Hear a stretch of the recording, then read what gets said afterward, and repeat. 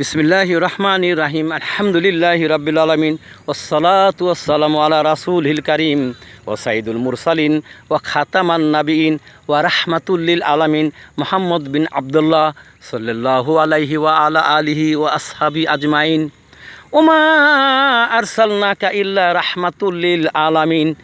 আমি আপনাকে সারা জাহানের রহমতস্বরূপ প্রেরণ করেছি। ওয়া ইন্নাকা লাআলা খুলকিন আযীম, নিশ্চয়ই আপনি মহান চরিত্রের অধিকারী।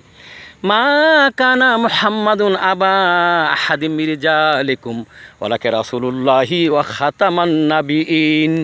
মুহাম্মদ কারো পিতা নন, তিনি হচ্ছেন আল্লাহ রাসূল এবং শেষ নবী। হযরত মুহাম্মদ সাল্লাল্লাহু আলাইহি সাল্লাম সম্পর্কে এই কোরআন থেকে 3টি আয়াত উদ্ধৃত করলাম। অমুসলমান বিজ্ঞানী, দার্শনিক, কবি, সাহিত্যিকরা গবেষণায় এই সিদ্ধান্তে উপনীত হয়েছেন যে তার মতো মহামানব আর পৃথিবীতে জন্ম নেবে না। তিনি ছিলেন বিজ্ঞানী, দার্শনিক, শিক্ষক, মহানব, শ্রেষ্ঠ মহামানব। শেষ পর্যন্ত তারা মুসলমান হতে বাধ্য হয়েছেন। অনেকেই আমেরিকা, ব্রিটিশ, ফ্রান্স, ভারত অনেকেই এই গবেষণা করে এই সিদ্ধান্ত উপনীত হয়েছেন। এখন সময় এসেছে আমাদের রাসূলুল্লাহ সাল্লাল্লাহু আলাইহি ওয়াসাল্লামের চরিত্র, তার আদর্শ গ্রহণ করার।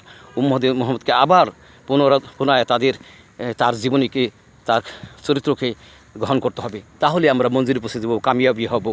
আমাদের তৌফিক দান করুক। পরিশেষে আরবি কবির একটি কবিতা আমি উদ্ধৃত করছি। আসে হামা খুমন্দ তু তানহাদারি হুসনে ইউসুফ দমে ইসা এতে বয়ে জাদারি। আসে হামা খুমন্দ তু তানহাদারি হুসনে ইউসুফ দমে ইসা এদে বয়ে জাদারি। আসসালামু আলাইকুম ওয়া রাহমাতুল্লাহি ওয়া বারাকাতুহু।